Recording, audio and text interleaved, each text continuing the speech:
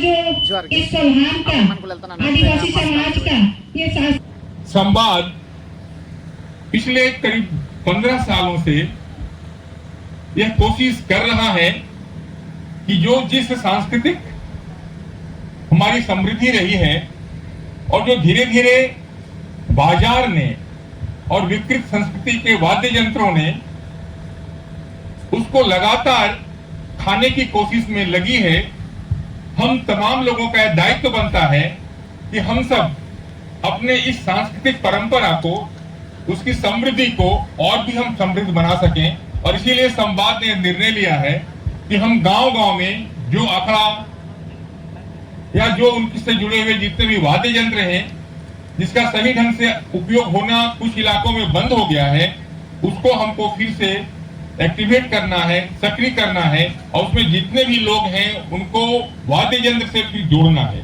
इसके बारे में जितनी चीजें हो रही हैं आपको बता दें कि लगभग 200 गांव में सांस्कृतिक अखड़ा को पुनर्जीवित करने का काम संवाद ने अभी तक किया। आप लोगों को जानकर के खुशी होगी कि संवाद अपनी रजत जयंती वर्ष में प्रवेश कर गया है और 8, 9, 10 अप्रैल को रांची के एसडीसी में अपनी रजत जयंती मनाने की तैयारी में लगा हुआ है। और आप तमाम लोग यहाँ जो आए हैं उनसे निवेदन है कि आप लोग आइए और उस कार्यक्रम में शामिल होइए। और वहां पर जो सांस्कृतिक अखड़ा होगा, अलग अलग जोन से जो सांस्कृतिक टीम है वो आएगी। वो संतालपुरा से वहां लोग आएंगे, गुमला इलाके से लोग आएंगे, उसके बाद रांची के इलाके से लोग आएंगे, फिर कोल्हान से लोग जाएंगे।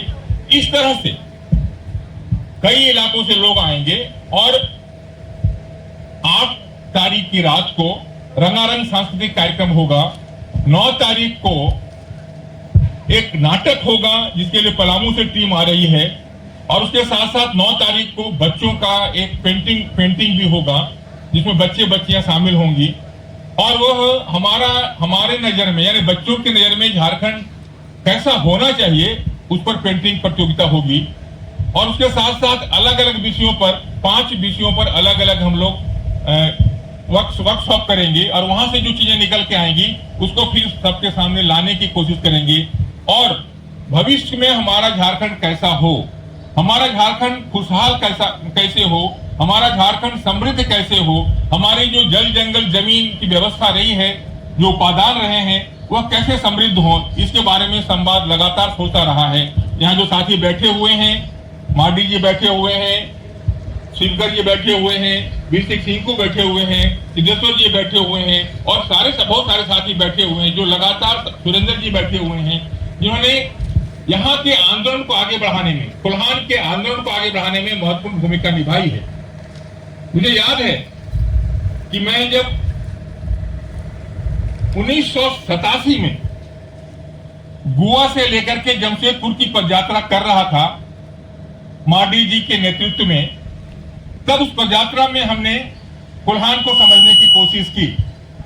और सच कहें तो 13 दिन की पदयात्रा में, 15 दिन की पदयात्रा में कोल्हान को हमने जितना जाना, उससे लगा कि कोल्हान की धरती को हमें नमन करना चाहिए, जिसने बरसों जो है संघर्ष किया, बरसों विद्रोह किया और क्रांति की अलग बीज बोई। और उसके बाद माने कह सकते हैं कि एक नया दर्शन, झारखंड को एक नया दर्शन देने का जो काम वह कोल्हान ने किया। वह काम क्या, वह दर्शन क्या था?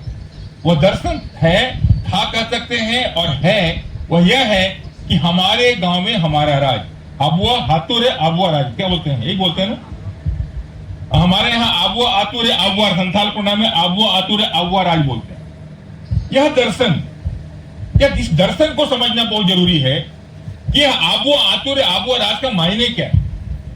आबुआ आतुरे आबुआ राज का मायने है कि हम अपने गांव में अपने तरह का लोकतंत्र बनाएंगे, अपना लोकतंत्र गढ़ेंगे और उसके साथ साथ पूरे इलाके में हम अपना राज स्थापित करेंगे। अपना राज स्थापित करने का मतलब बहुत साफ है कि हम वैसा राज स्थापित करेंगे जो जल जंगल जमीन और यहाँ की परंपरागत संस्कृति के आधार पर आगे जो है बढ़ेगा और इस इलाके को पूरी तरह से खुशहाल बनाएगा, समृद्ध बनाएगा।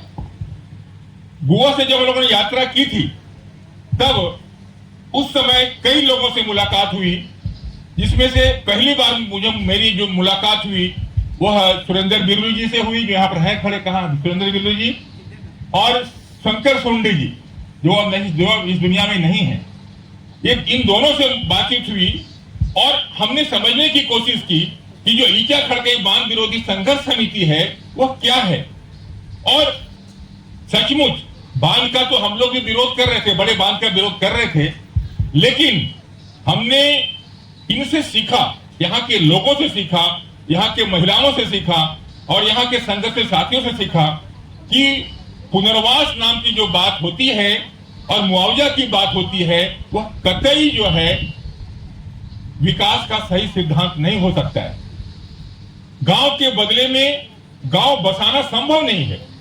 तो हमें निश्चित तौर पर एक नई दिशा मिली, एक नया दर्शन मिला कि अगर हम विकास चाहते हैं तो विकास जो है वह जल जंगल जमीन के आधार पर ही संभव हो सकता है। यहाँ की जो सांस्कृतिक अस्मिता है उसके आधार पर ही हो सकता है और यहाँ का जो अखड़ा है अगर हम उसको बचाएंगे तभी हम अपनी संस्कृति को मजबूत कर सकते हैं। और वहां से जमशेदपुर पहुंचते पहुंचते हम लोग इस नतीजे पे पहुंचे कि बिना ग्राम सभा को सशक्त किए हुए हम एक समृद्ध कुल्हान नहीं बना सकते हैं। बिना ग्राम सभा को सशक्त किए हुए हम एक समृद्ध झारखंड नहीं बना सकते हैं। और तब हम लोगों ने तय किया कि हमें गांव गांव में ग्राम सभाओं को सशक्त करना है। और इसका मायने क्या है, ग्राम सभा को मजबूत करने का मायने क्या है? ग्राम सभा को मजबूत करने का मायने है कि गांव के पुरुष और गांव की महिलाएं दोनों सशक्त हों, दोनों निर्णय प्रक्रिया में, गांव के विकास की निर्णय प्रक्रिया में, गांव के समृद्धि के निर्णय प्रक्रिया में जितना पुरुष का योगदान है उतना ही महिलाओं का योगदान होना चाहिए। और उनके बिना, उनकी सक्रियता के बिना, उनकी निर्णय प्रक्रिया के बिना हम गांव का समुचित ढंग से विकास नहीं कर सकते हैं। और आज मुझे बहुत खुशी है, पहले जब हम लोग जाते थे सभाओं में तो पुरुषों की संख्या 12 आना होती थी और महिलाओं की संख्या मुश्किल से 4 आना होती थी। आज हम देख रहे हैं कि पुरुषों की संख्या 6 आना है और 10 आना महिलाओं की संख्या है। यह पिछले 25-30 साल के लंबे संघर्ष और प्रक्रिया के बाद यह चीज अब सामने दिख रहा है। और आपको बता दें, संवाद ने यह निर्णय लिया है, संवाद ने यह निर्णय लिया है कि अपने 25वें वर्ष में रजत जयंती के अवसर पर संवाद का पूरा नेतृत्व जो है, पूरा संचालन जो है वो महिलाओं के हाथ में होगा और हम इसका निर्णय 10 तारीख को करने वाले हैं।